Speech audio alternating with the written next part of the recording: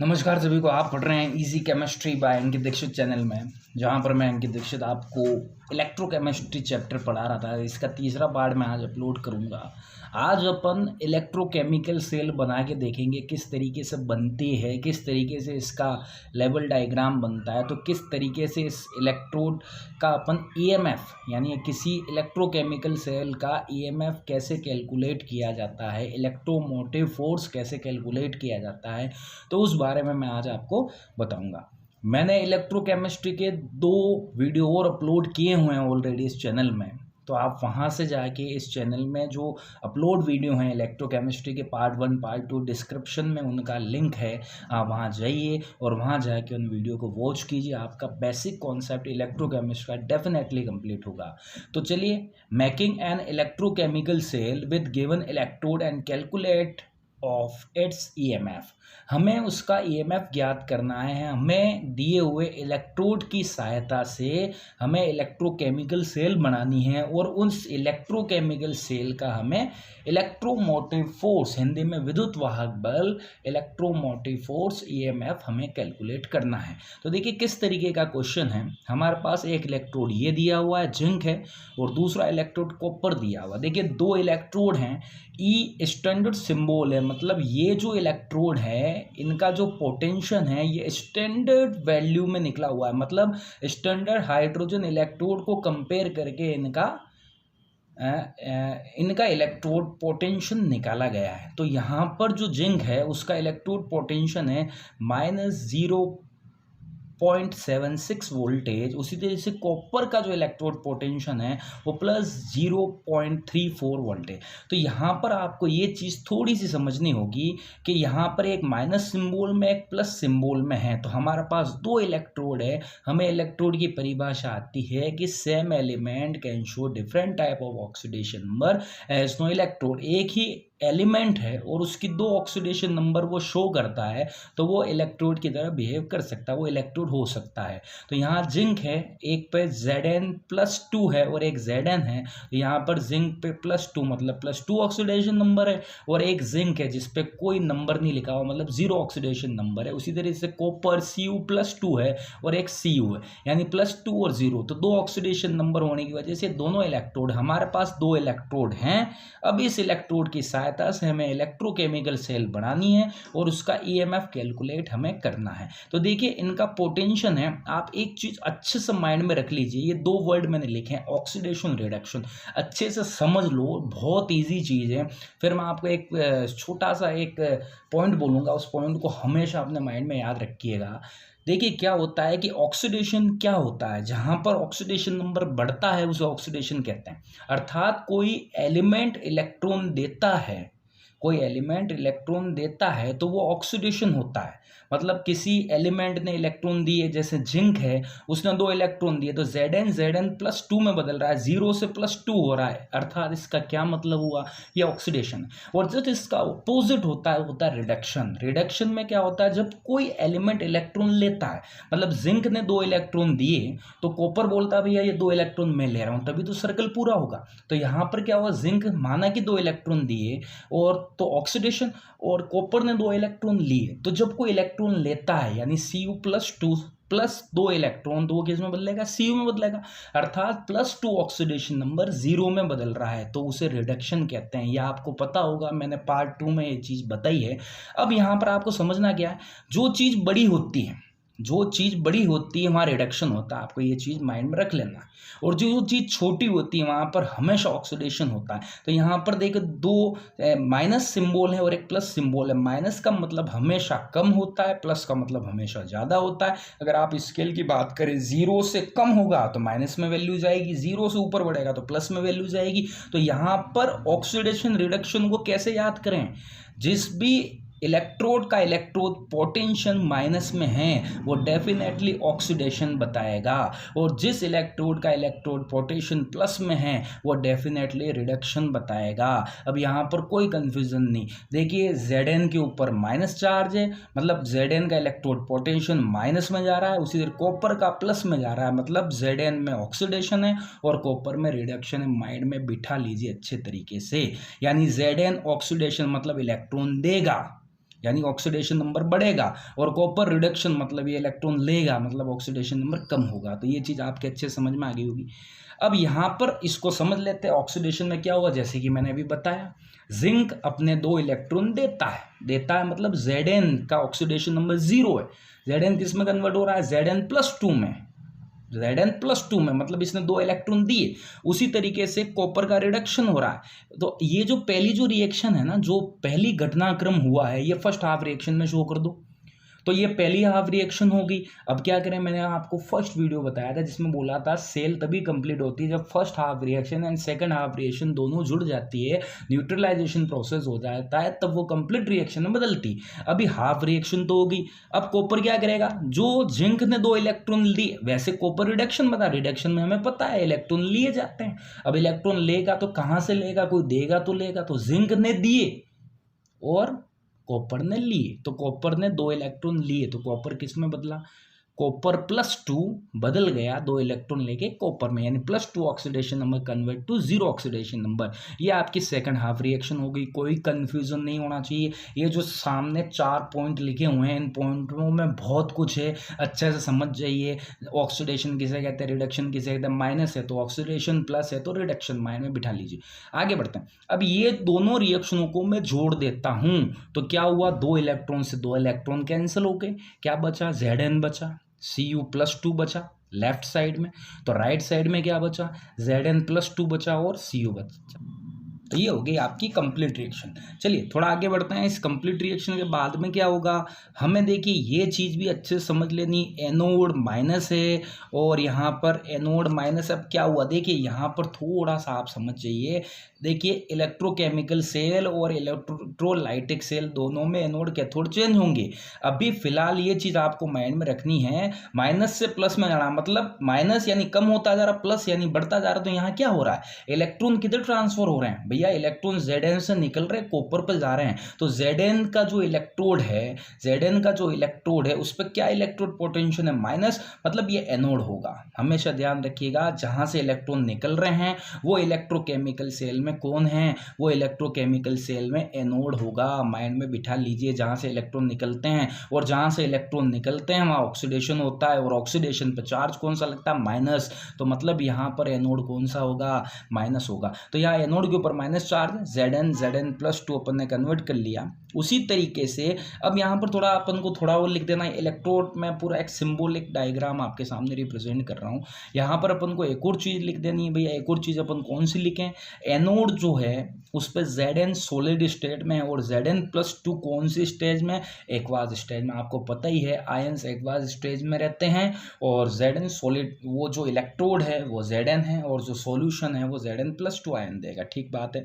उसी तरीके से या ऑक्सीडेशन होगा, मैंने बताया था आपको, जहां से इलेक्ट्रॉन निकल रहे हैं वो ऑक्सीडेशन, और जो निकल रहे हैं वो इलेक्ट्रोकेमिकल सेल में एनोड होता है। तो कैथोड कौन होता है, कैथोड पॉजिटिव होता है। वहां डिपोजिट हो रहे हैं इलेक्ट्रॉन, जहां डिपोजिशन होगा वहां पर इलेक्ट्रॉन बढ़ेंगे, और इलेक्ट्रॉन बढ़ेंगे डिपोजिट होंगे तो क्या होगा, वहां पर प्लस चार्ज लगेगा। तो कैथोड पे कौन सा चार्ज होता है, पॉजिटिव चार्ज होता है। तो कैथोड पे कौन था, तो मैंने लिखा Cu++ यानी Cu2+ कन्वर्ट टू Cu, यानी Cu2 plus electrode symbol Cu2+ कौन से स्टेज में है, ने बोला एक्वाज में एंड सॉलिड स्टेज में। तो यहाँ कोई प्रॉब्लम नहीं। क्या हो रहा है यहाँ पर, रिडक्शन। आपको इस डायग्राम में, इस सिंबॉलिक डायग्राम में हर एक चीज को कंफर्म सामने वाले को कर देना है।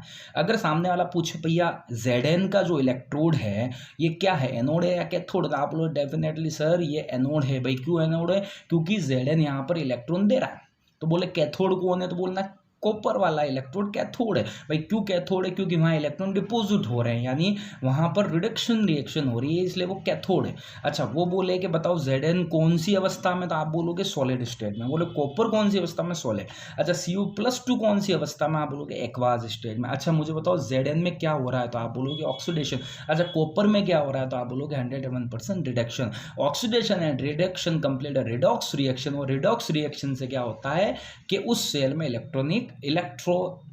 एनर्जी फ्लो होगा। किस वजह से होगा, oxidation and reduction complete reaction की वजह से। आगे बढ़ते हैं। अच्छा, ये जो दो तीर मैंने लगाए हैं, ये दो तीर होते हैं सोल्ट ब्रिज के। किसी भी सर्किट को पूरा करना जरूरी होता है, न्यूट्रलाइजेशन जरूरी होता है। ये आगे वर्ड आएगा कि सोल्ट ब्रिज का क्या काम है, सोल्ट ब्रिज क्यों यूज किया जाता है। फिलहाल ये सिंबॉलिक डायग्राम आपको आपके ब्रेन में 101% क्लिक कर देना है, ठीक है। आगे बढ़ते हैं। आगे क्या होता है, मैंने एक डायग्राम बोला था आपको, इलेक्ट्रोकेमिकल सेल बना के बताऊंगा मैं आपको। तो एक तरफ मैंने एक भी लिया, तो यहाँ पर मैंने सॉल्यूशन भर दिया। सॉल्यूशन कौन सा भरा, ZnSO4 का मैंने सॉल्यूशन भर दिया। यहाँ पर एक इलेक्ट्रोड लिया, मैंने बोला था आपको कि इलेक्ट्रोड लूंगा, वो जिंक का लूंगा, जिंक सॉलिड स्टेट में, तो मैंने इलेक्ट्रोड लिया जिंक। अच्छा, Zn+2 एक्वाज स्टेज में, देखो इस सॉल्यूशन ZnSO4 विलियन सॉल्यूशन है, तो एक्वाज स्टेज में होगा, कोई प्रॉब्लम नहीं।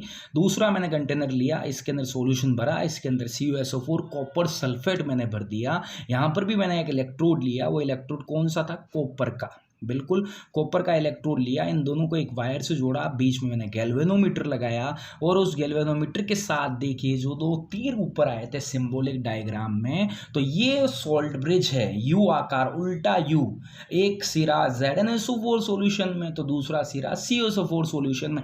ये क्यों है इसको भी अपन समझ लेते भैया, क्यों लगाया ये। तो देखिए, ये अगार जेल होता है जिसके अंदर KCl KNO3 इस तरीके से सॉल्यूशन को भरा जाता है। अब आप बोलोगे अगार जेल क्या होता, देखिए इसका शेप इस तरीके से कि इसमें जो सॉल्यूशन भरेंगे वो सॉल्यूशन निकलने का डर रहता है, क्योंकि ये यू शेप में है, ये उल्टा नहीं है। अगर उल्टा होता तो सॉल्यूशन नहीं निकलता, पर ये क्या है कि यू ही अपन ने उल्टा कर दिया, एक मुंह ZnSO4 एक मुंह CuSO4, तो सॉल्यूशन बाहर निकल जाएगा।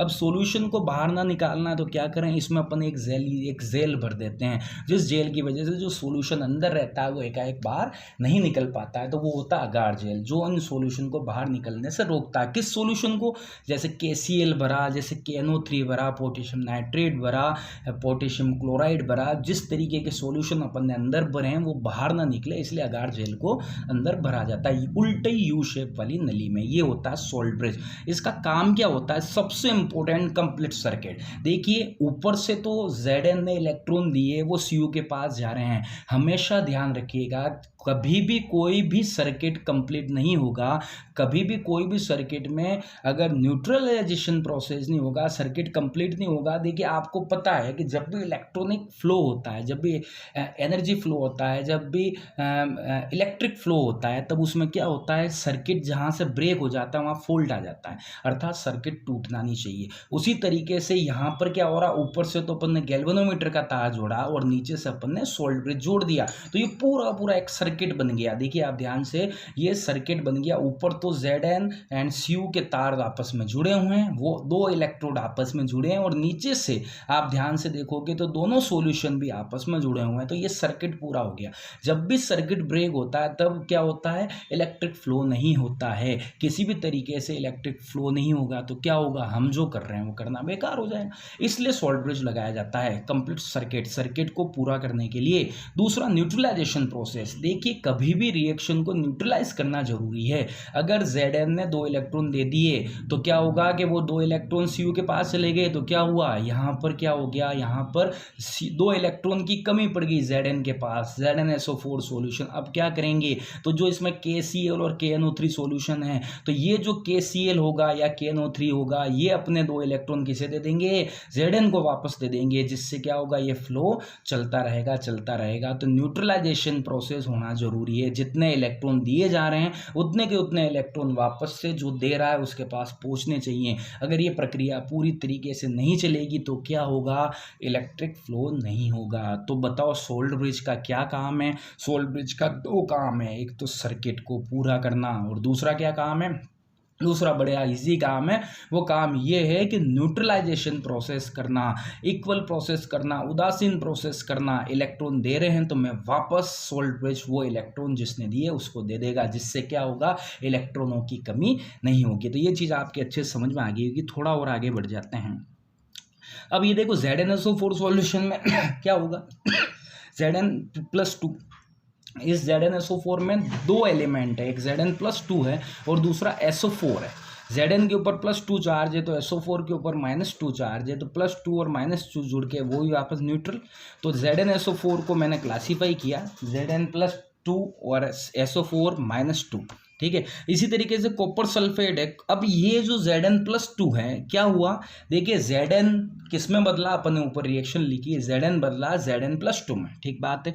Zn+2 में बदला तो 2 इलेक्ट्रॉन निकले। अब ये 2 इलेक्ट्रॉन देखिए ऊपर जा रहे हैं, आप इस डायग्राम में देखेंगे ये 2 इलेक्ट्रॉन बढ़ रहे हैं बढ़ रहे हैं बढ़ रहे हैं, देखिए आगे बढ़ते गए कहाँ गए, सीधे कॉपर इलेक्ट्रोड से होते हुए कहाँ चले गए, कॉपर सल्फेट सॉल्यूशन। अब कॉपर सल्फेट में भी 2 भाग हैं, Cu+2 एंड SO4-2। तो Cu जो +2 है क्या हुआ भाई, Cu+2 जो है उस पे 2 इलेक्ट्रॉन गए, तो ये Cu+2 किस में बदल गया, Cu में बदल गया। मतलब समझ में आ गया पूरा प्रोसीजर। Zn ने 2 इलेक्ट्रॉन दिए, ये 2 इलेक्ट्रॉन ट्रेवलिंग करके कहाँ गए, कॉपर इलेक्ट्रोड पे गए, कॉपर सॉल्यूशन में गए, कॉपर सॉल्यूशन में उपस्थित Cu+2 ने 2 इलेक्ट्रॉन लिए, वो किस में बदला, कॉपर में बदला। ये पूरी प्रक्रिया है जो आपको आपके ब्रेन में 101% तरीके से सेटअप करनी है, ठीक है। आगे बढ़ते हैं। इसके बाद अपन बात करते हैं कैलकुलेट ईएमएफ। देखिए जो डायग्राम है उसमें कोई भी प्रॉब्लम हो किसी भी प्रकार की तो बिल्कुल आप मेरे से पूछिएगा, बहुत इजी डायग्राम है, समझ में आ गया होगा आपको।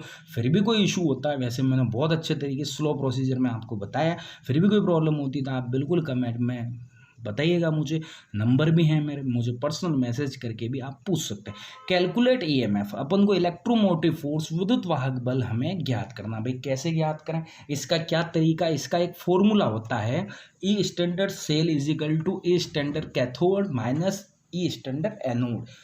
ई स्टैंडर्ड कैथोड जो है उसको अपन को माइनस कर देना स्टैंडर्ड एनोड से, बहुत इजी। चलो ई स्टैंडर्ड कैथोड, तो कैथोड का इलेक्ट्रोड पोटेंशियल कितना था भाई, तो कैथोड का आप देखिए सबसे ऊपर अपन ने लिखा है +0.34, ठीक बात है, +0.34 माइनस, ठीक बात है। उसके बाद में वापस अपन बात करें एनोड का इलेक्ट्रोड पोटेंशियल कितना था, 0.76 वोल्टेज, ठीक बात है, वो लिख दीजिए।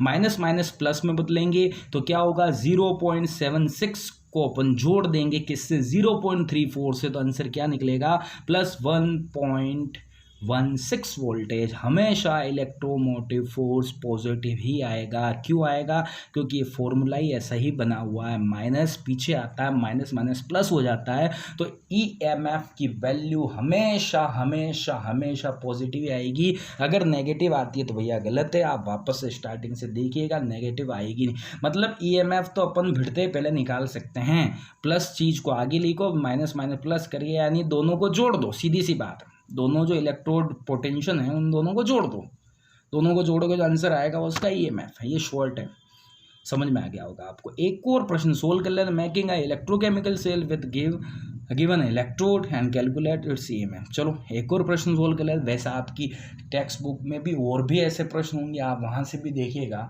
और आपके पास कोई रेफरेंस बुक हो तो वहाँ पर भी बहुत सारे मेकिंग इलेक्ट्रोकेमिकल सेल ऐसे रिलेटेड क्वेश्चन होंगे, तो आप बिल्कुल उनको सॉर्ट आउट कीजिएगा। जितनी आप प्रैक्टिस करोगे उतना ज़्यादा आपके अंदर इम्प्रूवमेंट आएगा, और जितना इम्प्रूवमेंट आएगा आपके अंदर एक कॉन्फिडेंस बढ़ेगा कि नहीं यार ये तो बहुत ईजी है, मैं कर सकता हूँ, ठीक है। आगे बढ़ते हैं। अब मेरे पास एक और इलेक्ट्रोड है, इसका -0.44 वोल्ट है। अब माइनस देखते हैं, पहले क्लिक कर दो ऑक्सीडेशन, बात खत्म।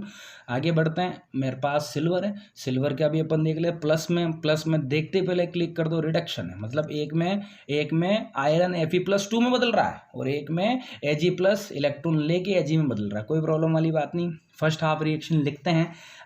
आयरन की फर्स्ट हाफ रिएक्शन क्या होगी, अगर ये ऑक्सीडेशन है तो डेफिनेटली आयरन +2 में बदलेगा। ऑक्सीडेशन में क्या होता है, इलेक्ट्रॉन दिए जाते हैं, तो आयरन इलेक्ट्रॉन देगा, कितने इलेक्ट्रॉन देगा भाई, Fe कन्वर्ट हो रहा है Fe2+ में, मतलब 2 इलेक्ट्रॉन दी, तो ये होगी फर्स्ट हाफ रिएक्शन। अब क्या हुआ, ध्यान से आप देखिए, अब Ag है, इसको भी थोड़ा सा आपको समझना पड़ेगा। चलिए अब सेकंड जो आप रिएक्शन बनेगी, अब देखिए 2 इलेक्ट्रॉन की वजह से जो Ag है वो Ag नहीं होगा, वो 2Ag हो जाएगा, क्योंकि 2 इलेक्ट्रॉन है, एक Ag अगर इलेक्ट्रॉन लेता है तो केवल एक ही ले पाएगा, तो वो Ag+ Ag में बदलेगा। पर यहाँ अपन को 2 इलेक्ट्रॉन चाहिए, तो इस 2 इलेक्ट्रॉन की वजह से यहाँ Ag किस में बदल जाएगा, 2Ag में बदल जाएगा। तो ठीक बात है, अपन ने आगे लिख दिया 2 किस लिए लिखा, कि ऊपर 2 इलेक्ट्रॉन। समझ रहे हैं आप मेरी बात को, इलेक्ट्रॉन बैलेंस, ये 11th क्लास के अंदर एक केमिकल रिएक्शन को बैलेंसिंग करने का एक प्रोसीजर होता है वाया ऑक्सीडेशन नंबर मेथड, इस तरीके से मैंने आपको 11th क्लास में आपने खुद ने पढ़ा होगा कि भाई किस तरीके से रिएक्शन को बैलेंस करते हैं। तो ये टॉपिक वहीं पर है, जब इलेक्ट्रॉन को बैलेंस कैसे किया जाता है, ऊपर जितने इलेक्ट्रॉन हैं और नीचे जितने इलेक्ट्रॉन हैं दोनों को इक्वल करने के लिए उसे मल्टीप्लाई करते हैं। तो यहाँ अपन ने ऊपर वाले को 1 से मल्टीप्लाई कर दिया तो 1 से किया तो 1 × 2 2 इलेक्ट्रॉन, और नीचे वाले को 2 से मल्टीप्लाई कर दिया तो 1 × 2 = 2 इलेक्ट्रॉन। तो ये आपने 11th क्लास में पढ़ा होगा, कोई इशू नहीं है। तो यहाँ पर अपन ने 2Ag कर लिया और 2Ag प्लस 2 इलेक्ट्रॉन, तो वो किस में बदल गया, 2Ag में बदल गया। तो ये अपनी सेकंड हाफ रिएक्शन हो गई। अब इन दोनों रिएक्शन को जोड़ लीजिए, 2 इलेक्ट्रॉन से 2 इलेक्ट्रॉन कैंसिल कर दीजिए। देखिए न्यूट्रलाइजेशन प्रोसेस मैंने बताया था आपको, जब तक इलेक्ट्रॉन बैलेंस नहीं होंगे तब तक आपकी रिएक्शन कंप्लीट नहीं होगी। तो कंप्लीट रिएक्शन के लिए दोनों इलेक्ट्रॉन को मैंने कैंसिल कर दिया। क्या बचा, लेफ्ट हैंड साइड में Fe बचा प्लस 2Ag प्लस बचा, और राइट हैंड साइड में Fe2 प्लस बचा और 2Ag बचा। ठीक बात है, आगे बढ़ते हैं। ये कंप्लीट रिएक्शन हो गई। इसके बाद इलेक्ट्रोड सिंबल डायग्राम बनाइए। तो किस तरीके से बनेगा, तो एनोड के ऊपर वही ऑक्सीडेशन रिएक्शन हो रही है, तो यहाँ पर आयरन वाला लिख देंगे Fe, electrode symbol Fe2 plus, Fe solid state में है और Fe2 प्लस एक्वास स्टेट में, कोई प्रॉब्लम नहीं, यहाँ ऑक्सीडेशन है। दूसरा कैथोड पॉजिटिव है, कैथोड पर रिडक्शन हुआ। ठीक बात है, Ag प्लस बदला Ag के अंदर, Ag प्लस एक्वास स्टेज में है और Ag सिल्वर सॉलिड स्टेट में। ठीक बात है, यहाँ पर रिडक्शन हुआ। दोनों के बीच में सोल्ट पर सिंबल अपन ने डाल दिया, तो ये आपका सिंबॉलिक डायग्राम बन गया। EMF कैलकुलेट करना ये भी बड़ा इजी है। कैसे कैलकुलेट करें बताया था, इन दोनों को प्लस कर दीजिए। तो आपका कैथोड का इलेक्ट्रोड पोटेंशियल है प्लस 0.80 माइनस एनोड का इलेक्ट्रोड पोटेंशियल है 0.44, माइनस माइनस प्लस में कन्वर्ट होंगे। मैंने बोला दोनों को जोड़ दो तो आंसर आएगा प्लस 1.22 वोल्टेज। हमेशा EMF किस में निकलेगा, पॉजिटिव ही निकलेगा। तो ये चीज़ मैंने आपको बताई है।